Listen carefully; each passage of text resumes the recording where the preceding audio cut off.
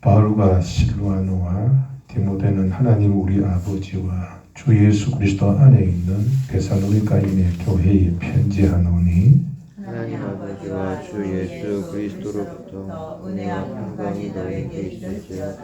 형제들아 우리가 너희를 위하여 항상 하나님께 감사할지니 이것이 당연함은 너희의 믿음이 더욱 자라고 너희가 다 각기 서로 사랑함이 풍성함이니 너희가 견디고 있는 모든 박해와 혼란 중에서 너희 인내와 믿음으로 말미암아 하나님의 여러 교회에서 우리가 친히 자랑하노라. 이는 하나님의 공의로운 심판의 표요 너희로 하여금 하나님의 나라에 합당한 자로 여김을 받게 하려 함이니 그 나라를 위하여 너희가 또한 고난을 받느니라. 너희로 환난을 받게 하는 자들에게는 환난으로 갚으시고 환난을 받는 너희에게는 우리와 함께 안식으로 갚으시는 것이 하나님의 공이시니 주 예수께서 자기의 능력의 천사들과 함께 하늘로부터 불꽃 가운데에 나타나실 때에 하나님을 모르는 자들과 우리 주 예수의 복음에 복종하지 않는 자들에게 형벌을 내리시리니 이런 자들은 주의 얼굴과 그의 힘의 영광을 떠나 영원한 멸망의 형벌을 받으리로다.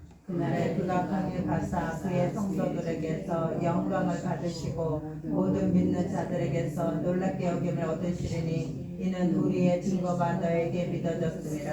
이러므로 우리도 항상 너희를 위해 기도함은 우리 하나님이 너희를 그 부르심에 합당한 자로 여기시고 모든 선을 기뻐함과 믿음의 역사를 능력으로 이루게 하시고 우리 하나님과 주 예수 그리스도의 은혜대로 우리 주 예수의 이름이 너희 가운데서 영광을 받으시고 너희도 그 안에서 영광을 받게 하려 함이라. 아멘. 데살로니가 후서는 바울이 데살로니가 전서를 쓴 이후에 약 2-3개월 후에 다시 데살로니가 교회에 보낸 편지입니다. 이렇게 얼마 되지 않았음에도 다시 편지를 보낸 이유는 데살로니가 교회에 다시 재림에 대한 문제가 생겼기 때문입니다. 이 교회 내에 어떤 이들이 바울이 내게 편지를 썼어. 또 어떤 자들은 나는 성령의 계시를 받았어. 그런데 어떤 이들은 예수님이 재림하셨대. 또 어떤 사람은 예수님이 곧 재림하신대. 그런 이제 소문을 이렇게 퍼뜨린 거예요. 그런데 이제 바울이 고린도 이 데살로니가 전서를 썼을 때에 예수님의 재림은 도둑처럼 임한다 그랬잖아요. 그게 이제 곡해가 된 거예요. 도둑처럼 임하니까 그게 이미 오셨다라고도 이제 곡해하기 쉽고 또 이제 임박했다. 그렇게도 이제 오해가 된 거지요. 그런데다가 누구는 바울이 나는 이렇게 예수님이 재림하셨다는 편지를 받았다. 어떤 일이 나 성령의 계시를 받았다. 이런 일들이 있으니까 사람들이 혼란 속에 빠지고 또 어떤 사람은 그걸 받아들인 거예요. 그러니까 예수님이 이미 재림하셨다. 예수님이 곧 오신다. 그렇게 하니까 다른 일을 해서는 안 되잖아요. 예수님 재림 기다려야 되니까. 그러니까 일을 안 하는 거예요. 일도 안 하고 그냥 먹고 그냥 오직 그냥 그렇게 먹고 마시면 기다리는 일밖에 하지 않았단 말이에요. 이게 좀 큰일이잖아요. 잘못됐잖아요. 이런 가르침에 미혹되지 않도록. 또 왜냐하면 이 데살로니가 지역이 굉장히 교통의 요충지예요. 그런데다가 이 유럽 지역에서 두 번째로 세워진 교회입니다. 그래서 이것이 이제 아시아나 아가야 지방으로 로마에서 거쳐가는 게 교통의 요충지예요. 우리 대전처럼 이렇게. 그렇기 때문에 여기서 이 신앙이 잘못되어 버리면은 사방으로 이렇게 금방 이런 잘못된 이 가르침이 이렇게 퍼져나갈 수 있어요. 그러니까 이제 바울이 서둘렀던 거죠. 서둘러서 이게 잘못된 거다. 그래서 이제 다시 이제 재림에 대하여서 바르게 가르치기 위하여서 이제 데살로니가 후서를 아주 급하게 그렇게 서둘러서 편지를 쓰게 된 겁니다. 1장은 이제 서론입니다. 오늘 우리 1장 읽었지요. 그리고 2장부터 3장 15절까지가 재림에 대한 이제 본론의 내용이고, 이제 3장 16절 18절이 결론 부분입니다. 1절과 2절은 이제 문안 인사지요. 그런데 이 바울은 하나님의 은혜와 평강을 구했습니다. 은혜란 카리스라고 하는데 하나님께서 값없이 주는 선물인데 그 선물은 바로 예수님이십니다. 예수님이 왜 큰 선물이냐 하면은 예수님이 오셔서 우리의 죄를 사하신 거잖아요. 하나님이 자녀 만드신 거잖아요. 또 우리에게 성령을 보내주셔서 우리를 도우시는 분이잖아요. 그 예수님이 오신 것은 우리에게는 그 어떤 선물보다 더 큰 선물이에요.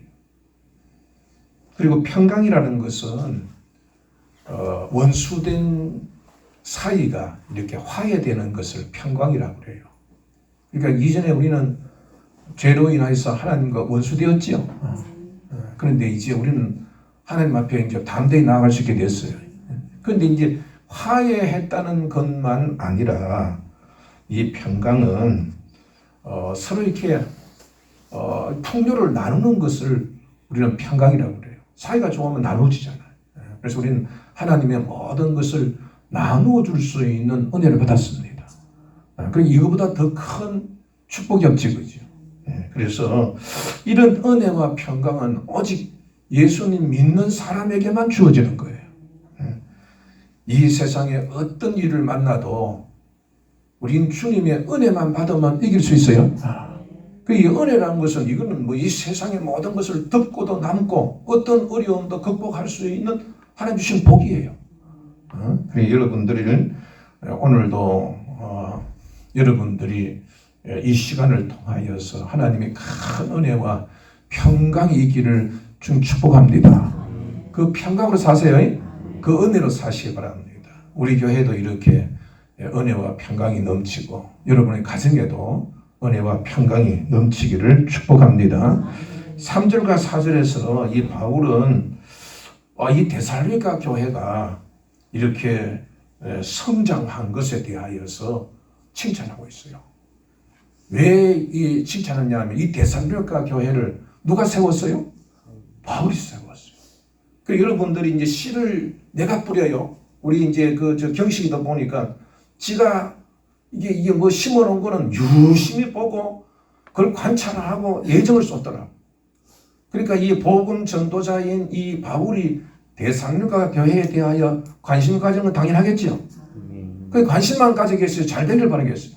잘 되겠어요. 그러니까 늘 기도하고 관심을 가지고 소문을 듣고 편지를 보내고 그래 해왔던 거예요.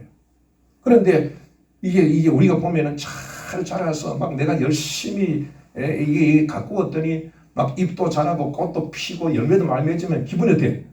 엄청 좋지요. 그래서 이제 그 일에 대하여 내가 보니까 너희가 지금 박해도 받고 환난도 받는데 믿음을 지키고 있더라. 그리고 참 너희들이 주님 가르친 대로 사랑을 실천하고 있더라. 그거 보니까 내 마음이 너무 기쁘다. 내가 이거 막 자랑한다. 그리고 이렇게 해주신 하나님께 나는 너무너무 감사한다. 이제 그게 이제 3절과 4절의 내용입니다. 여러분들, 우리들도 이렇게 수고해야, 우리가 수고해야 그 속에 관심을 가지게 되어지고 또 그 일에 열매를 맺으면 기뻐하게 됩니다. 우리도 교회에 대하여 관심을 가집시다. 전도도 합시다. 전도하면은 그 영혼을 위해서 우리는 얼마나 애쓰겠어요. 그 영혼이 잘 되면 얼마나 기쁘겠습니까? 하나님 얼마나 감사하겠습니까? 이게 이제 신앙의 보람이지요. 신앙의 기쁨이지요. 자, 5절부터 10절까지는 이 바울은 이제 이 바른 신앙을 지금 이 데살로니가 교회 교인들이 여러 가지 어려움을 겪고 있어요. 박해를 받아 자기 동족들에게 따돌림을 당하고 경제적인 불이익도 당하고 이런 어려움이 있어요. 환난도 받아요.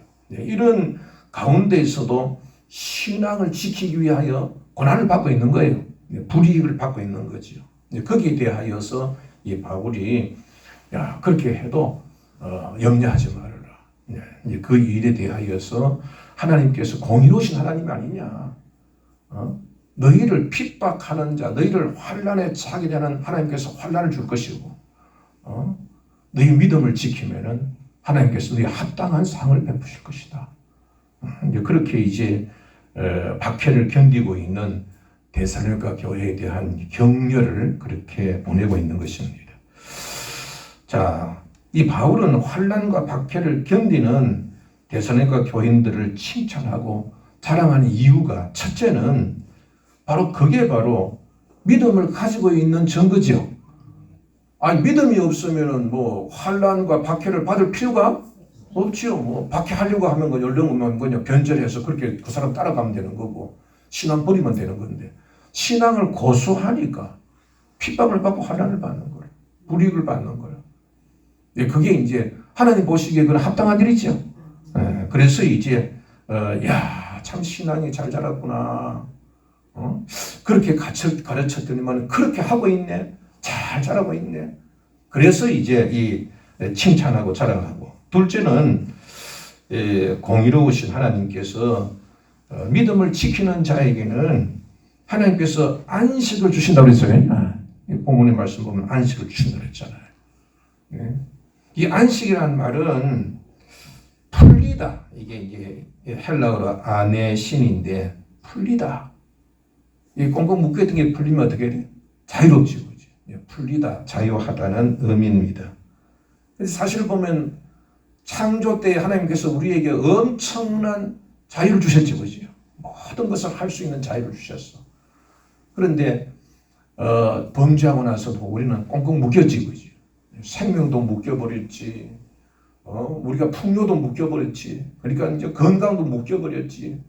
그러니까 병도 오고 고생해야 되고 죽음도 오고 이게 꽁꽁 묶였단 말이에요. 그런데 우리 예수님이 오셔서 우리를 자유케 하셨지, 그죠? 얼마 우리는 이제 뭐 하나님 주시는 그 모든 것을 누릴 수 있는 자유를 얻게 되었습니다. 그런데 그 안식이 언제 오느냐 하면 7절 보면은 주 예수께서 자기의 능력의 천사들과 함께 하늘로부터 불꽃 가운데 나타나실 때에 그랬어요. 이거는 이제 우리 예수님 재림하실 때죠. 재림이 이제 우리의 믿음의 결국입니다. 이제 완전히 이제 그게 우리의 믿음의 이제 끝을 보는 날이죠. 그때 하나님께서 갚아주시다고 했어요. 그날이 바로 주님 재림하는 주의 날입니다.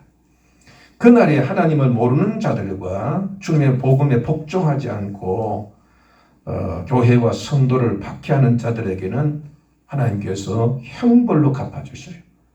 믿음이 합당하게 살기 위하여 고난을 받고 박해를 받은 사람은 하나님께서 안식을 갚아주시고 하나님을 모른다 하고 또 하나님을 알면서도 복종하지 아니하고 그리고 교회와 성도를 핍박하고 박해하는 자는 하나님께서 형벌로 갚아주시는데 9절에 보면 이 형벌은 뭐냐 하면 영원한 멸망이라고 했어요. 지옥 가는 거죠. 지옥 가는 거예요. 10절에 보면은 그날에 주님이 강림하심으로 성도들에게서 영광을 받으시고 모든 믿는 자들에게 놀랍게 여김을 얻으신다고 그랬어요. 그러니까 예수님이 이제 오시면은 그때는 세계가 달라집니다. 전혀 달라집니다. 뭐 우리가 이제 보면은 이 세상에도 그런 신비한 일이 많지요. 이 군뱅이 같이 이렇게 땅에서 이제 이 차원으로 다니던 그러한 군뱅이 이런 것들이 나중에 보면은 나비처럼 그죠. 번데기가 나중에는 이게 이 탈평을 한 후에 날개 돋아가지고 날아다니잖아요. 이 차원이 3차원이 되는 거예요. 완전히 차원이 다른 세상이죠. 여러분 이제 우리가 예수님이 다시 오시면은 차원이 달라져 버립니다. 우리의 몸은 신령한 몸을 입게 되지, 그죠?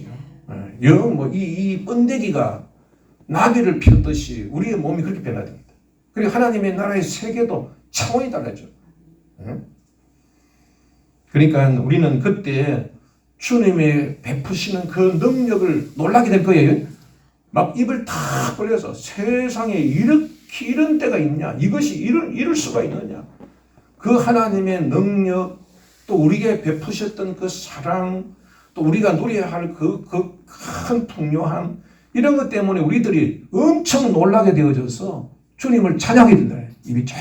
우리가 보면은 막 아름다운 광경을 봐도 입이 쩍 벌어지잖아요. 이야 하듯이 주님께 대하여 이야 하고 우리 속에 탄성이 우리도 모르는 하나님의 찬양이 흘러나오고 하나님께 영광을 돌려드리고, 그런데 우리는 거기에 또한 주님 그 베푸시는 영광이 우리에 참여된다. 바울이 이렇게 얘기하고 있는 것은 바울은 이것을 간접적으로 이미 체험한 바 있지요. 천국을 맛본 자지 그죠. 그러니까 이런 얘기를 실감 있게 하는 거예요. 저도 이제 예전에 그 고등학교 때 대구에 있다가 서울로 올라왔는데 전혀 다른 세계예요. 세상에 막 고가도로로 차가 다녀. 그래서 내가 대구 내려가가지고 내 친구들 보고, 야 서울 갔더니 막, 야 차가 야 공중으로 다니더라. 막 그냥 다리가 막 이렇게 나왔는데 차가 다니더라. 그랬더니 안 믿어요, 안 믿어. 세상에 그게 안 믿더라고. 아마 우리들도 이 세상에서 바울이 얘기한 거, 이 세상에서 안 믿어요. 그러니까 얘기를 안 했어요. 삼청천에 갔더니 좋다고 얘기했지 얘기를 안 했어요. 얘기를 해도 이해도 못하니까. 그래서 이제 너무너무 이제 그때를 바라보고 대선과 교회들에게 이제 그 영광에 참여할 수 있도록, 그렇게 이제 10절, 이제 11절, 12절은 이제 그 기도입니다. 기도. 그러니까 자기는 이제 그 영광을 받잖아요. 그렇게 자기들이 지금 이 바울이 이 전도한 사람들이 다 자기가 받던 그 영광이 참여하기를 바라고 있지, 그죠? 그래서 이제 그렇게 이제 막 이 사람들이 신앙이 성장하니까 그걸 바라보면서 막 기뻐하고 즐거워하는 거예요. 그러면서도 기도해요. 저도 이제 우리 집에 화초가 이제 몇몇 화초가 있는데, 꽃이 이제 활짝 피면 너무 행복해요. 그런데 이제 어떨 때는 그냥 내가 좀 이렇게 다른 데 신경 쓰느라고 물을 제대로 안 주고 하면은 이게 시들해지더라고. 그럼 그게 다 누구 책임이라? 내 책임에 죄책감이 들어요. 이거 내가 잘못했어. 이게 시들었구나. 근데 꽃이 활짝 피면은, 야, 이거 내가 이렇게 물을 줬더니만은, 이렇게 그냥 예쁘게 폈다. 막 기쁨이에요. 그게 내 책임이라. 내 기쁨이라. 그러니까 이제 자식을 키울 때도 그렇잖아요. 자식을 키우는 이 아기가 아프면은 꼭 누가 잘못한 것 같아? 내가 잘못한 것 같아. 그래, 아기가 잘 크면은, 야, 그래, 내가 수고한 게 보람이 돼 기뻐하듯이. 바울도 지금 그런 심령이래, 그런 심령. 그러니까 지금 대선과 교인들이 잘 되기를 바라겠어요, 안 바라겠어요? 계속 바라서, 그래서 계속해서 물 주듯이 계속해서 끊임없이 이 대선 교회를 위해서 기도하고 있는 거예요. 여러분들 끊임없이 기도합시다.